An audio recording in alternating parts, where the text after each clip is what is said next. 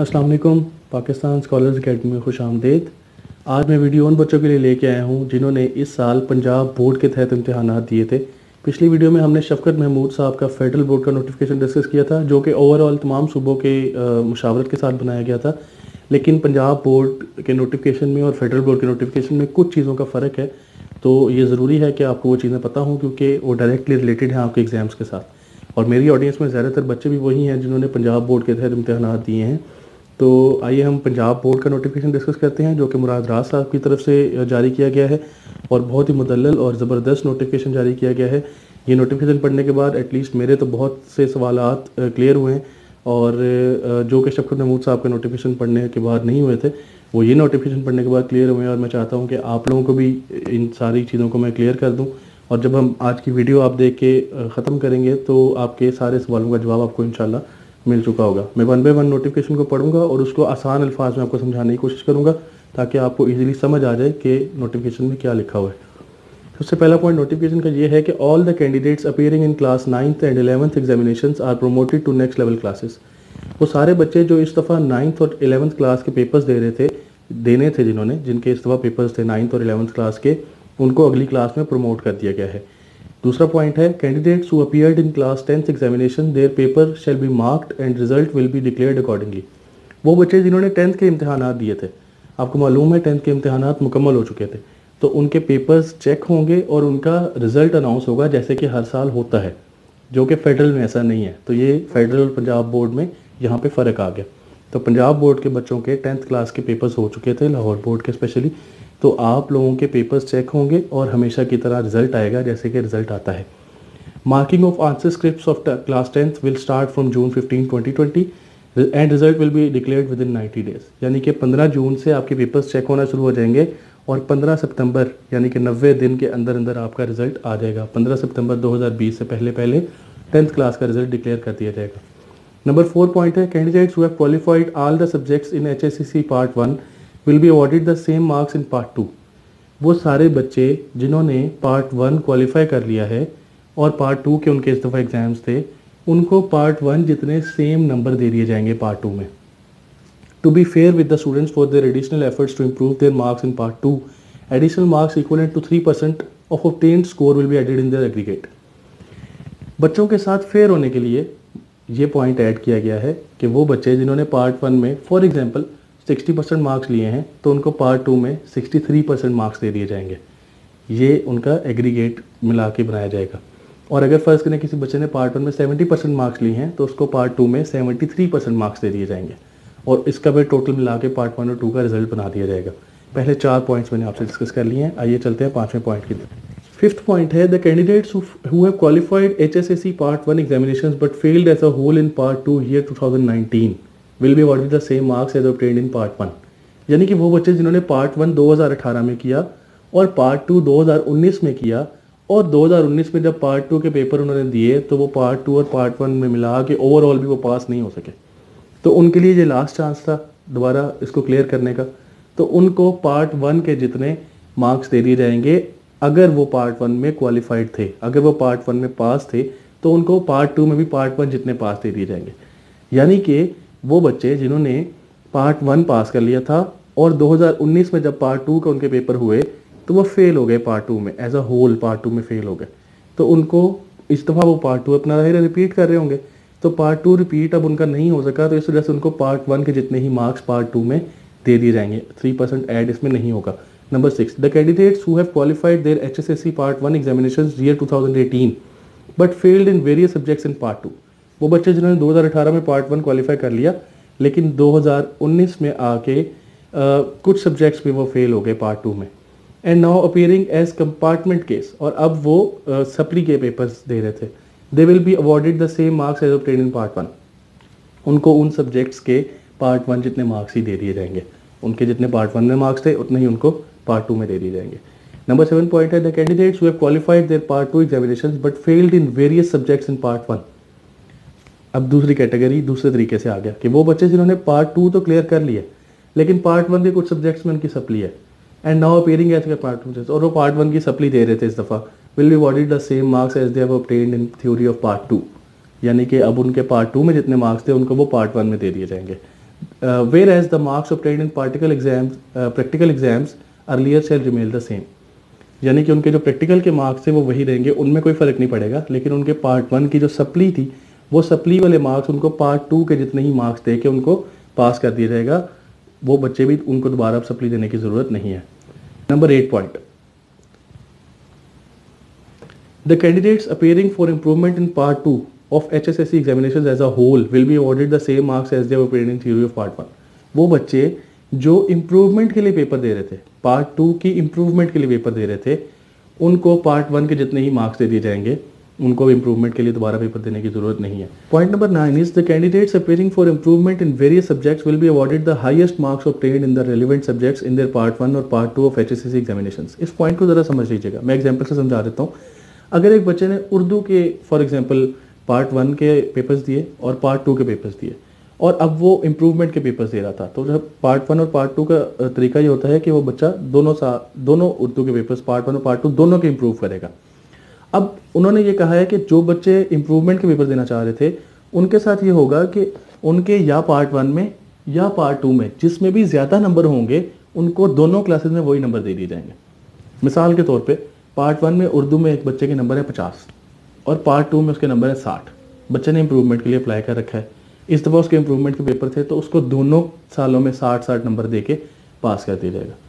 मिसाल के तौर पे बच्चे के पार्ट 1 में नंबर है 65 और पार्ट 2 में 50, तो उसको 65 दोनों सालों में दे के पास कर दीजिएगा। यानी कि जिस साल में भी उस सब्जेक्ट में ज़्यादा नंबर है उसको दोनों सालों में वही नंबर दे के पास कर दिया जाएगा।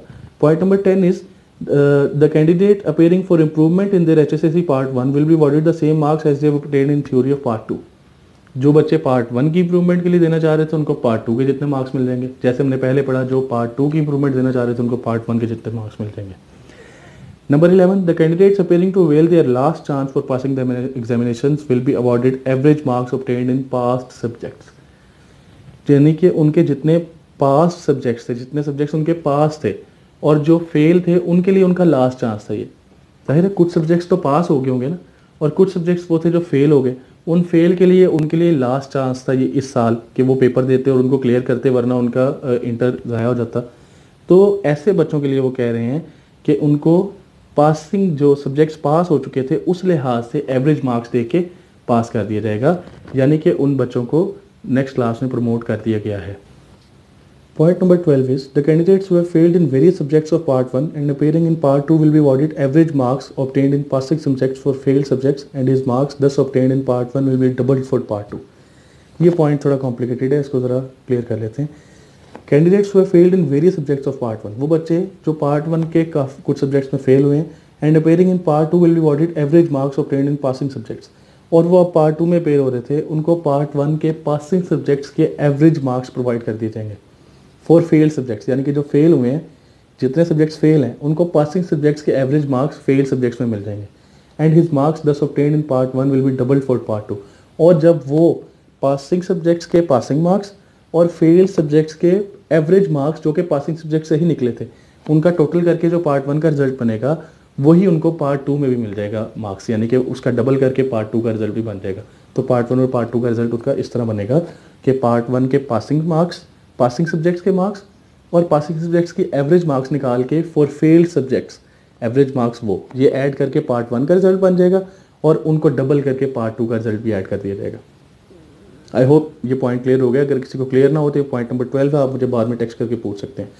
Point number 13, the candidates appearing for various subjects of part 1 and 2 as compartment case, यानी कि सप्ली में जो बच्चे अपेयर हो रहे हैं, will be awarded average marks obtained in passing subjects for calculation of marks in failed subjects. उनको failed subjects में पासिंग सब्जेक्ट्स के एवरेज मार्क्स दे दिए जाएंगे। ये जो मैं बार बार बोल रहा हूँ कि पासिंग सब्जेक्ट्स के एवरेज मार्क्स, इसका मतलब है कि अगर उसने बच्चे ने पासिंग सब्जेक्ट्स में 50% उसकी एवरेज बन रही है, यानी कि अगर वो 4 सब्जेक्ट्स में पास है तो उनके total numbers obtained divided by total numbers of 4 papers, इनको जब हम निकालेंगे तो इनके जो एवरेज मार्क्स निकलेंगे वो उसको फेल्ड सब्जेक्ट्स में परसेंटेज के हिसाब से दे दिए जाएंगे। फॉर एग्जांपल वो एवरेज परसेंटेज निकलती है 45, तो 100 मार्क्स अगर पेपर है और 45% उसकी एवरेज निकली है तो उसको फेल्ड सब्जेक्ट्स में 45 मार्क्स दे दिए जाएंगे और उसको प्रमोट कर दिया जाएगा। Number 14, practical exams will not be conducted and marks for practical wherever applicable for both SSC and HSSC will be awarded as follows. 10th class के लिए और 12th क्लास के लिए दोनों के प्रैक्टिकल्स नहीं होंगे और दोनों को मार्क्स कैसे मिलेंगे ये समझ लीजिए। 50% marks of the total practical marks will be granted to all the candidates. 50% marks तो आपको दे दिए जाएंगे बोर्ड की तरफ से। While remaining 50% marks will be awarded proportionate to the theory marks in the relevant subjects. और बाकी 50% मार्क्स आपकी थ्योरी की बेस पे आपको मिलेंगे। और थ्योरी में मार्क्स 10th वालों के तो पेपर्स चेक होंगे तो उनको उस हिसाब से मिल जाएंगे, और सेकेंड ईयर वालों को फर्स्ट ईयर के हिसाब से मिल जाएंगे। तो फर्स्ट ईयर के जिसके पेपर जैसे भी हुए उसको प्रैक्टिकल्स में भी वैसे ही मार्क्स मिलने वाले हैं। Point number 15, if any candidate does not accept the offered promotion और award on the analogy of previous marks he she may opt to appear in next scheduled examination in 2021। वो बच्चा जिसको ये सारी ऑप्शंस पसंद नहीं है और वो कहता है मैंने तो टॉप करना है या मैं इस सब को देख के मैं फेल हो जाऊंगा, तो ऐसा बच्चा जो है, या वो किसी भी रीज़न की वजह से अगर वो समझता है कि मैं ये ऑप्शंस मेरे लिए काबिल कबूल नहीं है, तो वो 2021 में, यानी कि जिनका लास्ट चांस भी था, वो भी 2021 में पेपर्स दे सकते हैं। उनको 1 साल की एग्जेम्पशन जो है वो मिल गई है कि वो अगले साल भी अपीयर हो सकते हैं पेपर देने में। जिनका ये आखिरी साल भी था, अगर वो समझते हैं कि उनको ये प्रमोशन क्राइटेरिया पसंद नहीं है, जो कि मेरा नहीं ख्याल कोई भी ऐसा बच्चा होगा, तो उनके लिए वो कह रहे हैं कि वो अगले साल 2021 में पेपर दे सकते हैं। हाउएवर, लेकिन candidates must declare to their respective boards by July 15 जुलाई से पहले उनको अपने रिस्पेक्टिव बोर्ड्स में इतला देनी होगी अबाउट देयर डिसीजन, उनके डिसीजन के बारे में। अदरवाइज, वरना it will be presumed that the candidate agrees to the set policy. फिर ये अगर वो नहीं इतला देते तो फिर ये समझ लिया जाएगा कि वो जो पॉलिसी है उससे मुत्तफिक है, उनको कोई मसला नहीं है। Point number 16 is candidates who are promoted from 9th and 11th to next level classes will appear in 10th and 12th class examination respectively in 2021। वो बच्चे जिनके इस दफ़ा 9th के एग्जाम्स थे और 11th के एग्जाम्स थे, वो 2021 में 10th और 12th के एग्जाम्स देंगे। And their marks will be calculated similar to the promotion guidelines and mention in serial number 4। और उनके मार्क्स कैसे कैलकुलेट होंगे मैंने बताया था।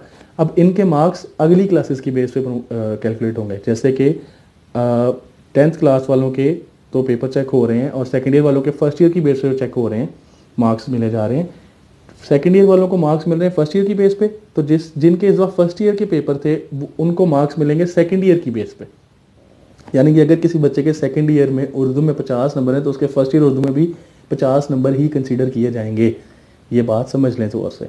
जो बच्चे इस दफ़ा 9वीं से 10वीं में गए हैं, अगर वो 10वीं में उर्दू में या इंग्लिश में या किसी भी सब्जेक्ट में या ओवरऑल अगर वो 600 नंबर लेते हैं तो उनके 9th में भी 600 नंबर, 600 तो ज़्यादा हो गए, 300 400 नंबर जितने भी लेते हैं उनके 9th में भी उतने ही नंबर कंसीडर किए जाएंगे। यानी कि आपका 9th का रिजल्ट और आपका फर्स्ट ईयर का रिजल्ट आपकी 10th और सेकेंड ईयर के रिजल्ट पे बेस करेगा। अगर हाउएवर दिस रिकमेंडेशन में be amended bye Punjab education reforms committee. वो कह रहे हैं इसमें बहरहाल अमेंडमेंट हो सकती है, अगर होगी तो आपको इतला कर दी जाएगी। Point number 17, the fee of candidates who are promoted to next level classes without examination will be adjusted for the annual examination 2021। ये भी बहुत पॉइंट आ रहा था कि जी फीस तो इतनी इकट्ठी कर ली है, पेपर नहीं हुए, मतलब बड़ी बचत हो गई है, ये हो गया वो हो गया, प्रमोशन में गवर्नमेंट को फ़ायदा है। उन्होंने आपकी फ़ीस अगले साल एडजस्ट करने का फैसला कर लिया, यानी कि आपकी फ़ीस ज़ाया नहीं हुई है जो एग्जाम्स के बगैर पास हुए हैं बच्चे। The candidates of HSSC falling in following categories are being offered special COVID-19 examinations only which would held in August 2020. कौन सी कैटेगरीज हैं जो स्पेशल एग्जाम्स दे सकते हैं? The candidates who have applied for composite part 1 and 2 examination, वो बच्चे जिनके composite exam थे वो स्पेशल एग्जाम्स में जाएंगे अगस्त में। Candidates appearing for various additional subjects, वो बच्चे जिन्होंने कुछ इजाफी सब्जेक्ट्स के पेपर्स देने थे वो स्पेशल एग्जाम में जा सकते हैं। कैंडिडेट्स अपीयरिंग फॉर शहादतुल खासा, ये एक खास कैटेगरी होती है, इसकी डिटेल में जाने की हमें ज़रूरत नहीं है। जो बच्चे इस कैटेगरी में फॉल कर रहे होंगे उन्हें पता होगा, वो भी स्पेशल। और लास्ट पॉइंट ट्रांसक्रिप्ट से रिलेटेड है। ट्रांसक्रिप्ट से रिलेटेड मैंने लास्ट में बता दिया था कि वो ट्रांसक्रिप्ट ऐसे बनेगी कि उसमें डिक्लेयर किया जाएगा कि हमारी बेस्ट आइडिया के मुताबिक और बेहतरीन प्रिज्यूम करते हुए हमने बच्चों को जो मार्क्स दिए हैं वो दिए हैं, और टोटल मार्क्स नहीं लिखे होंगे बल्कि जो उनकी परसेंटेज और पास जो है वो इस तरह की कुछ स्टेटमेंट लिखी होगी जिसमें पासिंग बताया गया होगा कि बच्चे पास हैं, लेकिन मार्क्स वगैरह मेंशन जो है वो नहीं किए जाएंगे। जो इस साल बच्चे क्वालिफाई कर गए हैं, प्रमोट हो गए हैं, उनका प्रमोटेड वगैरह लिखा होगा, लेकिन मार्क्स वगैरह स्पेशली इस साल के पेपर्स के नहीं लिखे जाएंगे। पिछले साल के तो पेपर्स के मार्क्स हैं ही ऑब्वियसली। ये सारा मुराद राज साहब का नोटिफिकेशन से रिलेटेड मैंने आज सारी डिटेल दी है। अगर कोई ऐसी चीज़ हो जो आपको भी क्लियर नहीं है तो आप मुझे, मेरा नंबर स्क्रीन पर शो हो रहा है, मैसेज करके व्हाट्सएप पे पूछ सकते हैं। मज़ीद वीडियोज़ के लिए इंशाल्लाह आप इंतज़ार कीजिए, बेल आइकन पे क्लिक कीजिए, आपको बर वक्त इंशाल्लाह नोटिफिकेशन मिलेगा और जैसे ही कोई अपडेट आएगी मैं इंशाल्लाह आपकी खिदमत में हाजिर होऊंगा। बहुत शुक्रिया।